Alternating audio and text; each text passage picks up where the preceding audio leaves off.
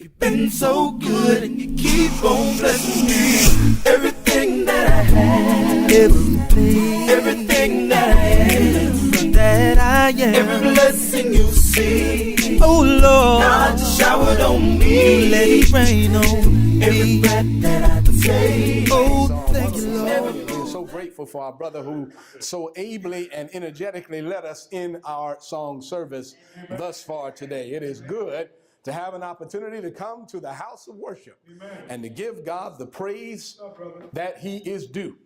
Give God the honor that he is due. Amen. God has been mighty, mighty, mighty good to us. As we've often said, better to us than we have been to ourselves. It wasn't God who was making us drunk and sick. Wasn't God who was getting us high on this, that, and the other. Wasn't God who was getting us in bad relationships, jumping out of one, jumping into another. Wasn't God who had our home all jacked up. Wasn't God who had our job life and everything else all messed up. God has always been good. And the very fact that we are here today and able to testify lets us know how good God is. I'm glad to see you here this morning. I'm glad that you've come. I'm glad that you didn't let a little water stop you from coming into the house of worship. Glad you got out of that nice, comfortable bed, even when you heard the pitter-patter of raindrops hit on the roof. I'm glad you got on up and came to worship. Good to see all of you that are here on this Lord's Day. If we have visitors in our audience, I want to let you know we're glad you're here. You are indeed our honored guests. Glad that you are here. I'm so grateful for that. So grateful that Antoine and Bria came in to be with us today. I didn't know they weren't around. I looked at them. I said, who's that Hollywood couple walking across here? And here they are. We're grateful that they are here with us on this Lord's Day. Thank you, brothers, who have led our worship thus far. We appreciate all of you. Let me get you into the word now. We're in the book of Leviticus today, Leviticus chapter number 10. You might also want to place a marker in the Gospel of John, chapter number 4. I'll be referencing that as we go on throughout the message. But we want to begin in Leviticus chapter number 10. And the verses again are 1, 2, and 3. Now, some of you are familiar with the episode of Nadab and Abihu. Some of you are very familiar with what happened with them and what they did and what happened as a result of that. If not all of you, then at least most of you have heard of these characters before. It is an episode in the life of God's Old Testament people that we want to focus on for the next few minutes. Now, the story of Nadab and Abihu has often been referenced to talk about the idea of acceptable worship. And while my message today is focused on worship, it is really more comprehensive than that. We'll learn something about what we think of God. We'll learn something about the condition of our lives. And we'll learn something about how we approach worship. Those are the three major areas that I want to focus on for the next few minutes. Now, I want to use this text to provoke you to think about your life. I want to use this text to get you to expand away from just yourself or broader than just yourself and on to your family life. And then I want to use this text to help us think about the life of this church. Let me use as a subject the thought God-centered living. God-centered living. You might wonder, how in the world do you get God-centered living out of the episode with Nadab and Abihu? I'm glad you asked that question. Just stay tuned, and I think you'll understand that this text is telling us a lot more than what we may have thought when we first heard or we first read it. Well, let me first talk to you about Nadab and Abihu. For those of you who are unfamiliar with these two individuals, you need to know that they were two of the 4 sons that Aaron had. You know that Aaron is the older brother of Moses. And so Nadab and Abihu are the 2 oldest boys out of the 4 that Aaron had. And not only that, but you need also to know that they were Moses' nephews, and you also need to know that they were the individuals whose names meant as follows. Nadab's name means God is noble. God is noble. And Abihu's name means he is father. And so you have two boys who have a good parentage, who have a good uncle, who have good names, and yet their situation and their lives ended up tragically. These individuals were brought before the Lord for the purpose of holding or leading a service. And as they led their service, they made a decision that caused them to lose their lives. The book of God says they offered strange fire before the Lord. The book of God says it was fire that God had not authorized them to offer. The book of God says fire broke out and killed them. And the book of God says Aaron held his peace.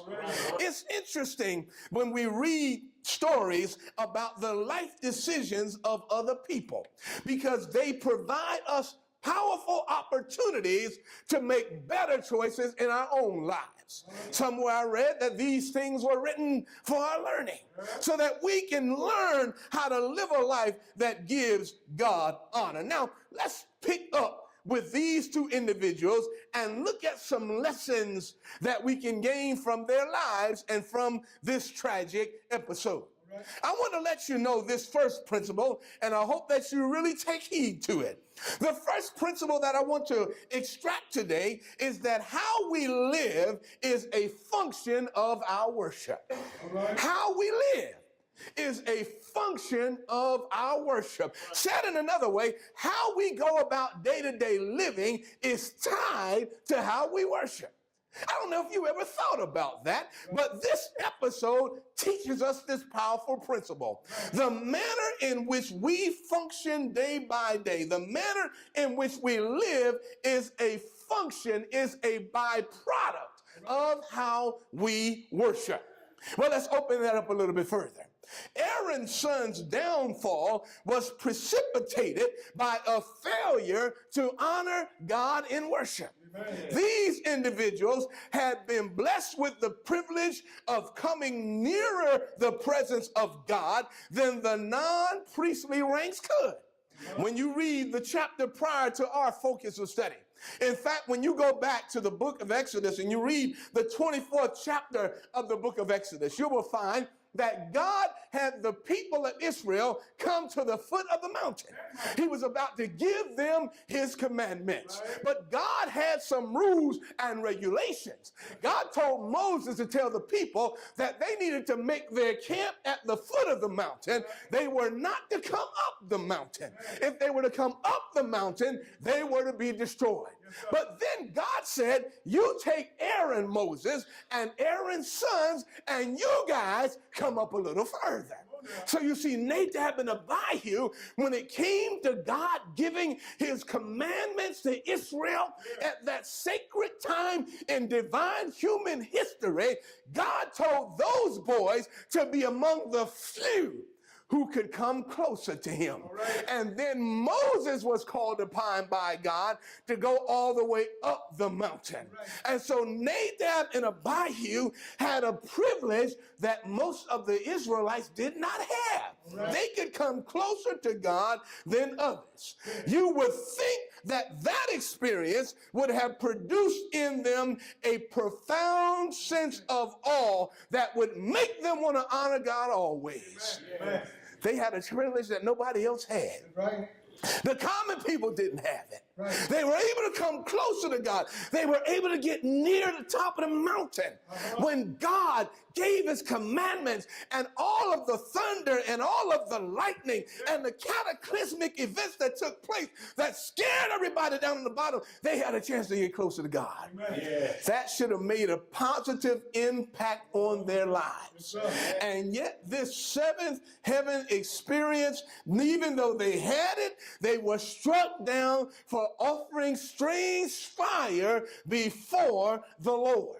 Now, let me share with you a little bit of information that you may not be aware of. You see, when you look at the situation of these individuals and you keep reading Leviticus chapter 10, verses 8 and 9, after they've been killed, it indicates that one of the reasons that they were destroyed is because they were intoxicated. All right, brother. Yeah. Because the book of God says in Leviticus 8 and 9, after they're dead, God says to Moses, in substance, I don't want any priest coming before me and they're drunk. All right now. They can't be drunk. So Nadab and Abihu probably were drunk when they offered this strange fire before the Lord. In fact, some commentators suggest that Nadab and Abihu not only were intoxicated, but that they were heady when they offered their offering, which means they came about it calling more attention to themselves than they were to the God they were supposed to be honoring.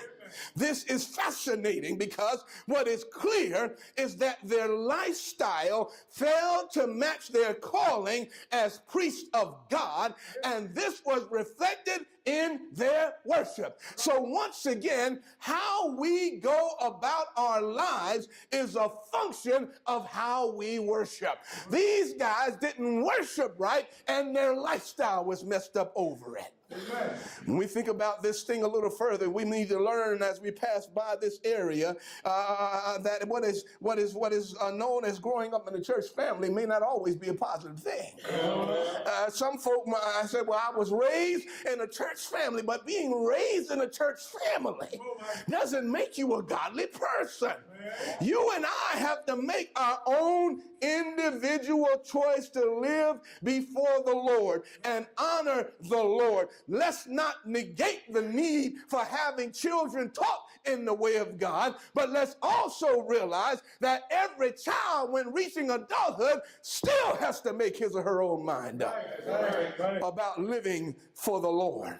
Another key point in this episode so far that we need to grab while we're passing by is that it's very important that if you're going to lead the worship, help people focus on God instead of yourself.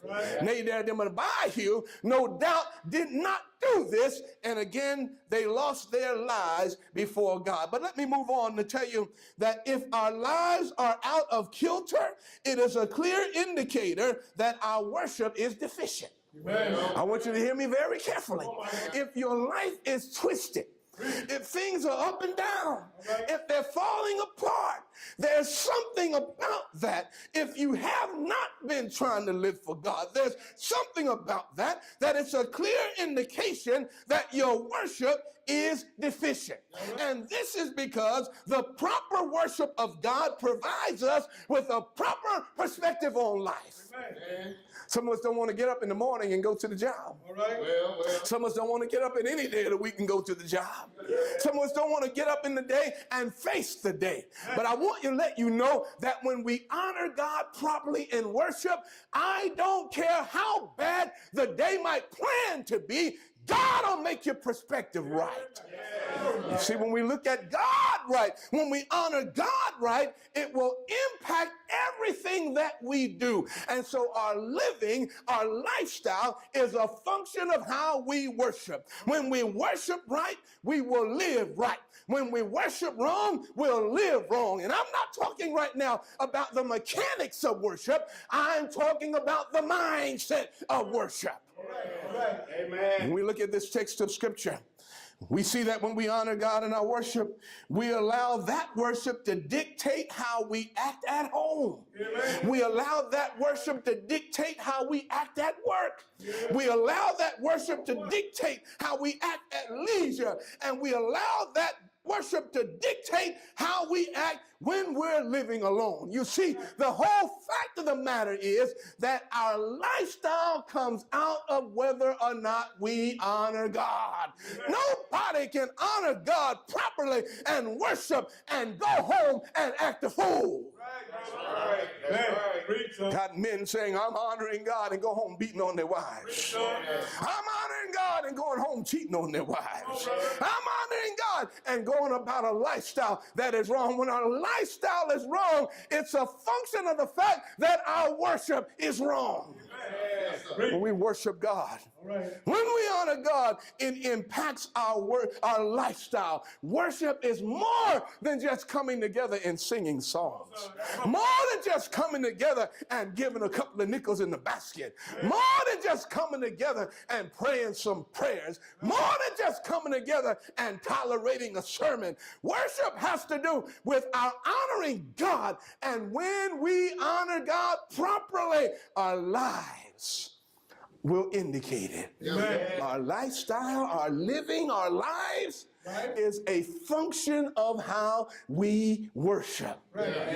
Well, Brother Brown, what about those who don't worship him at all? Come on. What about people who don't worship God at all? What the Holy Spirit said through Paul to the first century Gentile world is still applicable today. Amen. Romans chapter number 1, beginning at verse 18, Paul said, "For the wrath of God is revealed from heaven against all ungodliness of and unrighteousness of men who suppress the truth in unrighteousness." Okay. Paul goes on to say in that text of scripture, "Because what may be known of God is manifest in them, for God has shown it to them. For since the creation of the world, his invisible attributes are clearly seen, having been understood by the things which are made." I want to let you know today that everybody in Huntsville can know something about God. Amen. Yes. Everybody in Madison can know something about God. Yes. Everybody in the southeastern part of this country can know something about God.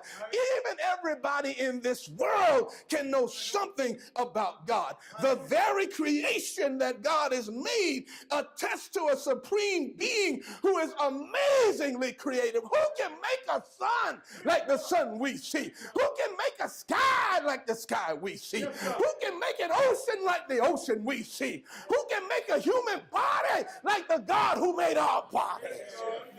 Oh, design that we see in this world shows us the divine hand behind it. Yeah. You didn't just come about by a bunch of molecules popping against each other. This sky didn't show up just because a bunch of molecules decided to fit together. We are more than electrons and neutrons. We are more than anything like that. We are created fresh from the hand of God.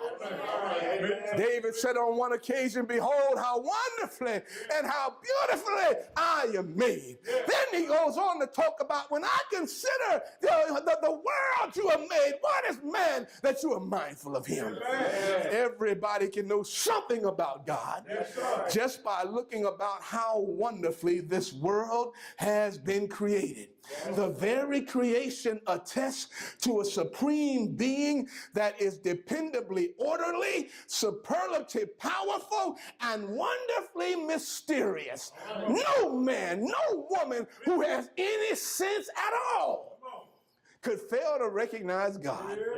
No one in the book of God says the fool has said, "There is no God." If there's no God, there's no you. If there's no God, there's no sun. If there's no God, there's no moon. If there's no God, there's no stars. If there's no God, there's no air. And you know your funky self can't breathe if there's no air. Everybody can know something about God. And mankind's refusal to recognize God fails or cause him to fail to honor God. And mankind's refusal to recognize God as God has historically reaped disaster upon disaster, crisis upon crisis, and acts of depravity upon acts of depravity. The very fact that this world is as messed up as it is proves the fact that when you don't honor God, and I'm talking about worshiping and honoring God, your life will be all messed up. That's right. That's right. Somebody has said, and I think quite aptly so, the history of this world is the judgment of this world. Just think about how this world has gone on and think about the craziness of this world. And sometimes we want to pull our hair out and wonder what's going on. And I'm telling you, at the top of it all is when God is not honored, you can't expect anything but chaos. We're worried about the chaos in this country right now. This world seems to be going nuts, going to you know where, in a hand basket.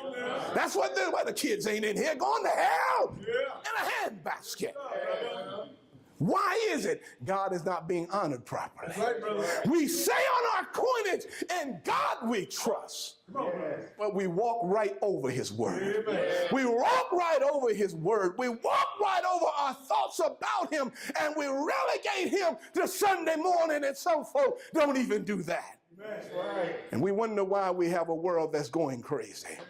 When we fail to honor God, it will show up in our lifestyle. So when people fail to worship God, their lives are out of skew and their lives are out of kilter. This story tells us that if there's anybody that ought to be first in our mind, it ought to be the God of heaven. But then there's something else we pick up from this story, and that is how we worship. Is a function of what we believe about God. How we worship is a function of what we believe about God. And again, right now when we talk about worship, I'm not talking about the mechanics of it. I'm not talking about the order of it. I'm talking about the mindset behind it. Jesus said on one occasion, "God is spirit, and they that worship him must worship him in spirit and in truth." Right now, I'm focused more on the former. What's the mindset behind it? And how we worship is a function of what we believe about God. Well, what are you talking about, Brown? Nadab and Abihu's actions and subsequent condemnation showed some faulty beliefs about God. They certainly didn't sanctify him in their hearts, or they wouldn't have come to his worship in the manner in which they did. You see, if they had really had reverence for God, they wouldn't have showed up the way they did. They wouldn't have shown up intoxicated if they had reverence for God. Well, people, you and I understand even this in a human principle. You don't show up at somebody's house drunk. No, sir. Come on. You show up at Brown's house drunk. All right. I'll show you the door right away, and might even give you a little help out. Because that's disrespect of my home. Somebody ought to say amen there. You come in my house and kick my carpet around. Come in there and write your name in my furniture. Come in there, open up my refrigerator, stick your head in, Brown, you got any food? That's disrespect. And if that's disrespect for me and I'll put you out, imagine the God of heaven. And you show up unworthy. You see, these boys did not have the right attitude toward God. They didn't believe the right things about God, and they certainly didn't sanctify him in their hearts, or they would have shown up correct instead of showing up the way they did. Their actions show that they did not believe him to be wholly other. You see, folks, when we come to worship God, we got to see him as wholly other, which means he's not like any of us. He cannot be compared with anybody else. He is God by himself.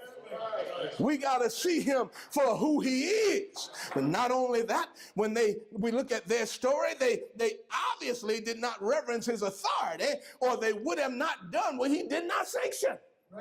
Verse number 1, they offer strange fire, which God did not command. They did what God did not give them license to do. If you expect or respect the authority of God, you don't do whatever you want to do.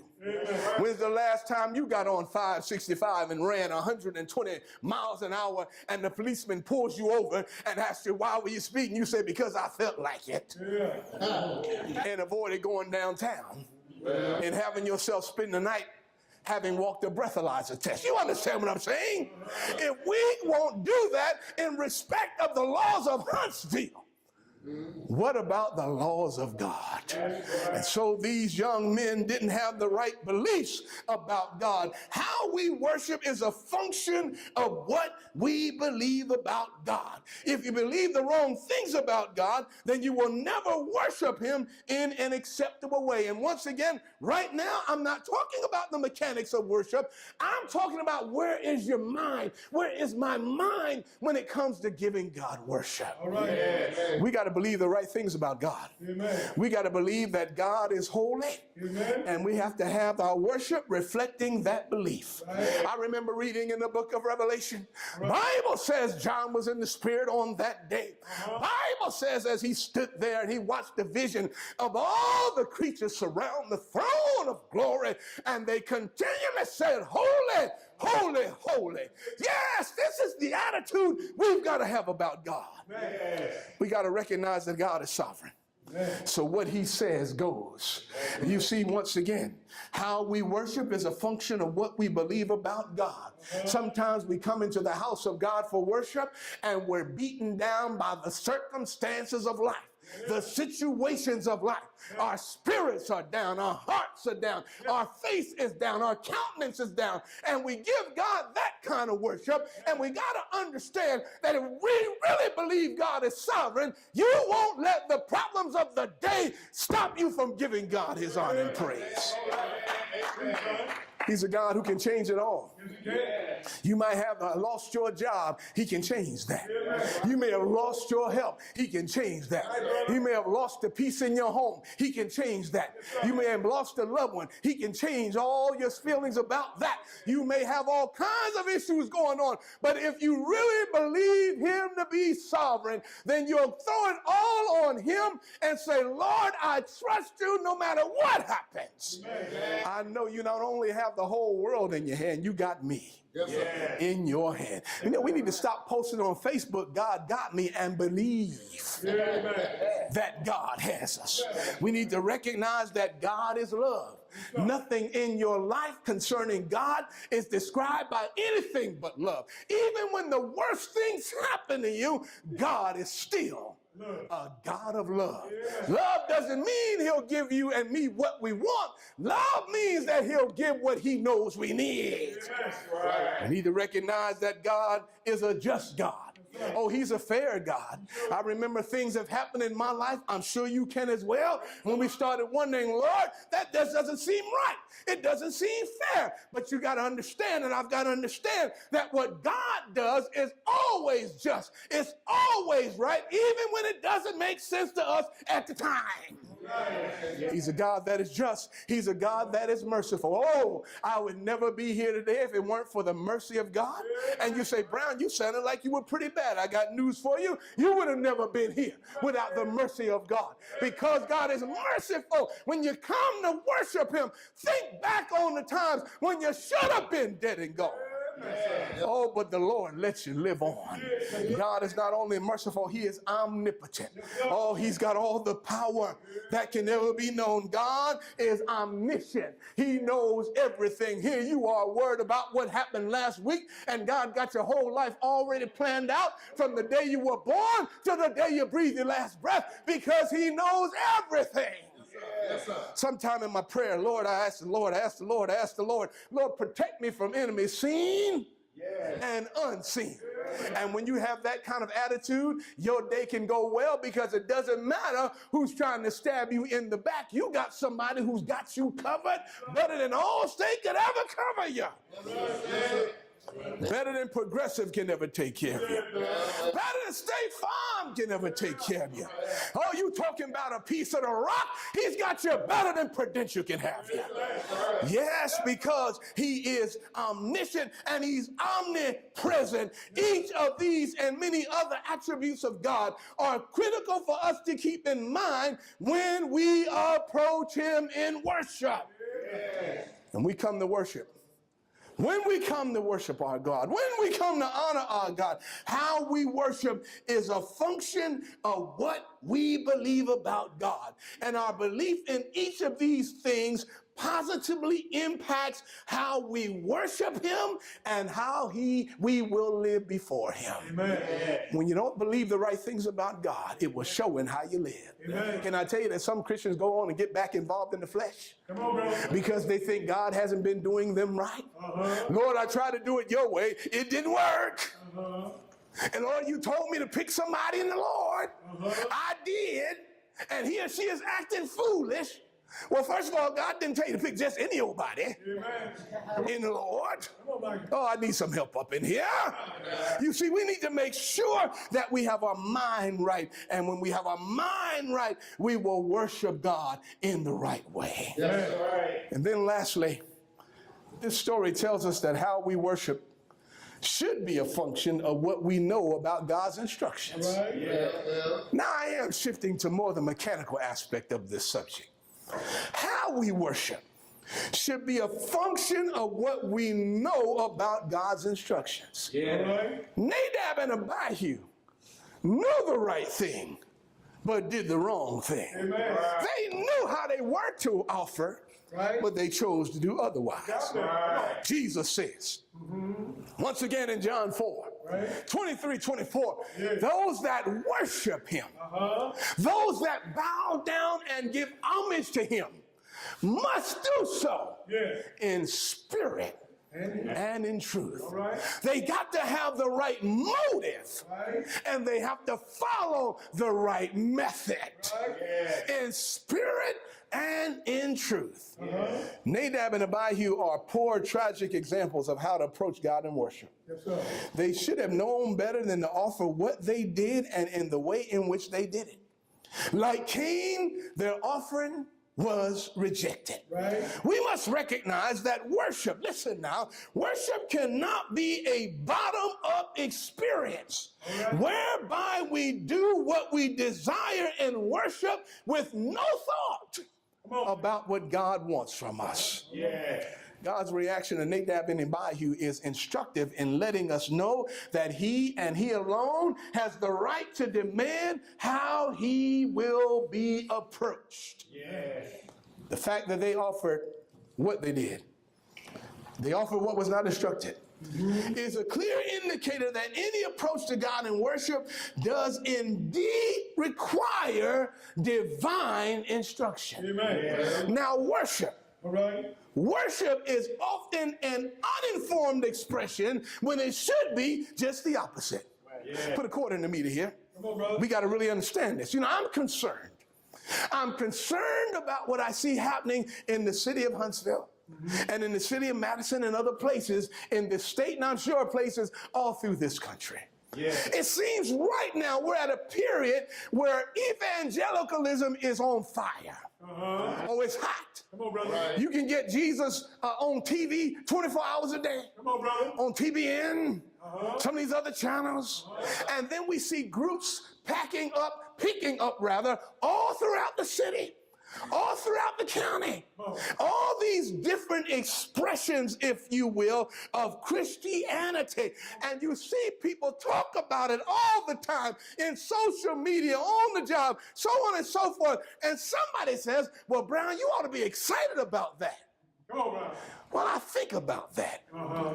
Because when I consider Nadab and Abihu, and I consider this message, this thought about worship, what comes to mind is the fact that often worship is uninformed when it should be just the opposite. Hear me carefully. Too few people claiming to worship God even think of seeking his direction for that worship. Folk told me I'm worshiping God. I want to get my praise on. But never gave thought as to how they went about it. Never gave thought as to whether this is God sanctioned or human developed. And there is a difference. Don't tell me it doesn't matter what you do. It does matter what you do.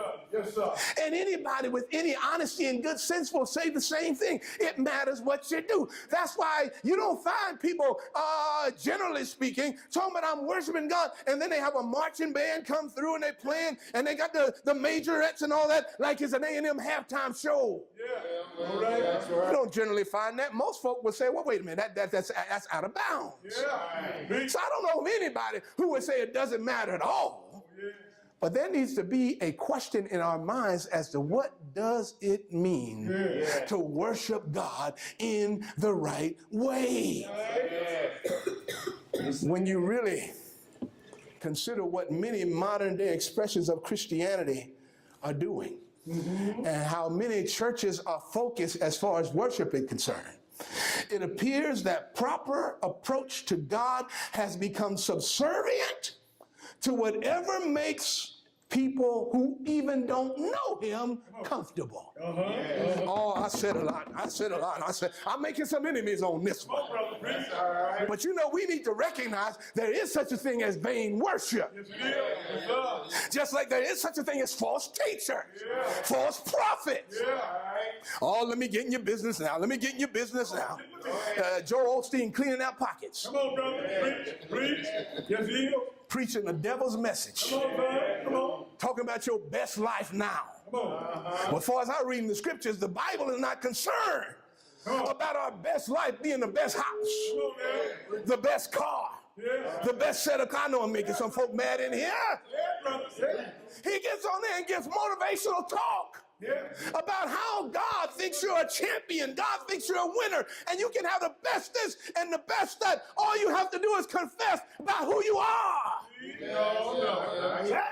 That's a bunch of lies. That's a bunch of lies. God has one destiny for all of us. To be conformed to the image of his son. God never told you your destiny was to be one of the rich and famous. God never told you your destiny was to be one of the proud and powerful. God never said stuff like that. This is stuff that man comes up with. And if man comes up with false teaching, man comes up with false worship. And we need to know the difference. Nadab and Abihu did what they wanted to do. Many modern day expressions of Christianity try to formulate worship based on a way where those who don't even know or acknowledge God will come to worship him. Oh, you don't hear what I'm saying today. I'll say this again. I want nobody to miss it. I have not tried to leave this church in such a way where we make worship appealing even to those who don't even acknowledge the Lord in hopes that they'll come in the door. That's not my mantra. That's not my mindset. I'm not trying to get on television or get in a polling place and ask everybody what turns you on. And then let me try to incorporate that here at Westview. That's not what I'm trying to do. Brown, that's the popular thing to do. You see, you have to be able to focus on the culture. The culture has changed. People want different things. I know the culture has changed, just like fashion's changed, but that doesn't mean that the worship must be subservient to the culture. And I hope I'm making sense. Making sense, brother. Not trying to have a Friday night nightclub in here because the culture will like it. Preach, son. I'm not trying to make things the way the culture wants it. That's right. The culture is not the object of the worship. God is the object of the worship. So we need to be thinking about that, because in many people, and maybe I think that some are honest about it, some are sincere about it, we want to build up our church. So we gotta make it such that the people who don't know the Lord feel more comfortable coming in. We gotta do the things that appeal to them. Come on. No. We got to do what honors God, because he is the one who is sovereign. Culture is not sovereign. We're living in a day of political correctness, and we try to please everybody, and when you try to please everybody, you end up pleasing nobody, because what folk like today, they won't like tomorrow, and you'll always be chasing the dog, chasing the tail, trying to fit what people want. Yes, sir. Nadab and Abihu wanted to do what they wanted to do. And when it comes to our worship, we got to make sure that our worship is done in such a way that gives God glory and focuses on God. Brown, should the church be sensitive to culture? Yes, we got to be sensitive to culture. We got to be sensitive to the fact that the world has changed. And therefore, we have to make sure that we communicate the gospel in a way that people can get it, which may not be what we have been used to in the past. Y'all not with me here. Come on. We used to take for granted that folk knew the story of Noah and the ark. We used to take for granted that folk knew the story of Daniel in the lion's den. We used to take that for granted. But you can't take that for granted anymore. What you have to do is communicate the message in such a way that folk can connect with it. And that may mean using different types of expressions to connect the message, but you never change the message. This is what, and when it comes to worship, we got to keep folks focused on God. Well, Brownie, you're saying we shouldn't use visuals? No, if visuals will help folk understand God, use visuals. But you don't try to do what makes people feel good. You try to do what makes people understand God. Amen, lights. Amen, microphone. This is what we've got to understand. And let me just suggest this while I'm in the area. For those of us that are Christians, perhaps we need to start remembering that worship is really our time to come before our Father and express the gratitude of our hearts and to commune with Him.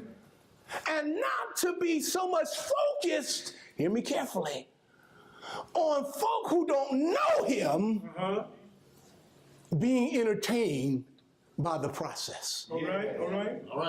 Good go, brother. Yeah. Come on, Michael. Take the time. Some of you have seen the old Bill Cosby show. I'm talking about the cartoon stuff. I'm not talking about the trouble he's in now. Get that out your head. I'm talking about the old show, the Fat Albert show. Hey, y'all remember that, right? You remember when those little kids used to be in the junkyard and all the stuff they would do? That's kind of like how I grew up. I'm out in the junkyard playing around all stuff with a bunch of the neighborhood kids, little knuckleheads, get in trouble all the time. But there were times when I needed my father for something. My mama told us, don't ever be afraid to go to your father. That's your daddy. Yes, sir. So I learned to go to Dad, this is what's going on, that's what's going on. All right. I'm going somewhere with this. Come on, Michael. I never worried All right. that my peers Come on. would be judging or what they would even think All right. of my private talk, my one-on-one away. They might be in the back, but I'm talking to my father. Yes, sir. I never turn around. How y'all feel about this? Come on, Doc. Man, I ain't thinking about y'all. Come on, Michael. It's my father. Come on, man. Something going on with me that I want to talk to Daddy about. Yeah. Talk now. I'm not going to change my language to make you feel better. Come on now. I'm not going to change my message to make you fit. Come on, Michael. My focus is on my communication with Him. Yes, sir. Yeah. I'm suggesting to us that maybe we get worship twisted up with evangelism. Come on now. Maybe we ought to remember that worship is our time to focus on God. That's right. That's good, Doc. That's good. Not necessarily our time to try to make things such a way that people who don't know Him come to be a part of it. Yeah. All right, Doc. That's good. Come on. Good. Take that home and think about it. Yes, sir. That's good. Put that in the oven. Put it on low temperature. Let it bake slowly. I want you to understand what I'm saying here. Yes, sir. I'm not saying that we ought not want people to come. We ought to want everybody to come and be. Nobody's saying anything wrong with that. What I'm saying is, in the process of doing that, let's not try to change everything up to fit what people want. Yeah. Come on. Let's let people see us talking to our Father, Yes, sir. giving Him praise. I like that. And then when it's all over, Yeah. and we down at Jack's for lunch, Come on now. we're down at Wendy's for lunch, and we bumping chicken legs together at KFC. Let us talk to them, and they say, y'all did such and such a thing in that worship. Tell me about that. Come on, brother. And you can say, well, we did this because of that. Amen. Am I making any sense to you here? Yeah, brother. We did this because, and before you know it, you may have an opportunity to take somebody to the water. Sometimes we get it twisted. Visitors all the time. I want visitors all the time. Love them. But remember, this is our time of worship. Giving God praise. That's right. Lastly, folks saying, I'm almost about to have my seat. Some of you saying, thank God. Glad when PD gets back up here. Glad when P. Stone gets back up here. And you preach too long. Deal with it. But you know, sometimes you get in a situation where we get the whole thing twisted. But the idea is that when we give God honor and glory, God is lifted up in the real sense, and people are able to see him and not focus on us. When we worship in that way, we give him honor. We give him glory, and our lifestyle changes. Now, Pat Dickinson, Pat Stone, I'm getting old because there was something I wanted to say and I forgot what it was. But I'm going to find out what it is because it needs to be said. I was going to say it a second ago and I forgot what it was, but I'm going to find it because I think it's important to say. I want you to hear it. I know what it is now. Some folk come to worship and leave saying, I ain't getting nothing out of that today. Let me tell you something. It's not for you to get anything out of it. It's for you to give glory to him. Now, yeah, we want you to learn something. Don't misunderstand. That's why we preach and teach the way we do. We want you to learn something, yeah. But remember when folks say, I ain't feel no kind of way today. Well, you know what? It's not for you to leave and feel some kind of way. It's for God to get glory. It's for God to get praise. He wants a sweet smelling savor. And we're down here worshiping our songs and our prayers and our entire worship, and we're burning on the altar, and the smell goes up to God. And he wants to go, that smells good. So don't come and leave it. Well, Brown, you preach too long, and I don't feel no kind of way about how. Ain't nobody asking you to feel any kind of way. I'm not up here running for president. I don't even want to be a councilman. All I want to do is teach the word, preach the word, go about my job, live my life, love my wife, do the right thing with my children, and go to heaven.